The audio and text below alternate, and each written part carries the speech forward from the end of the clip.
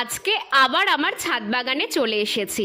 সেদিন বাজার থেকে দুটো গাছ কিনে এনেছিলাম, আর মা আমাকে বলেছে আজকে যদি গাছ দুটো না লাগায় আমাকে সারা দিন ভাত খেতে দেবে না। কি আর করার, অগত্যা চলেই এলাম। তার আগে দেখো, এবছর বর্ষা না পড়তেই কিন্তু আমার ছাদ বাগানে পুর্তলিকা ফুটতে শুরু করে দিয়েছে।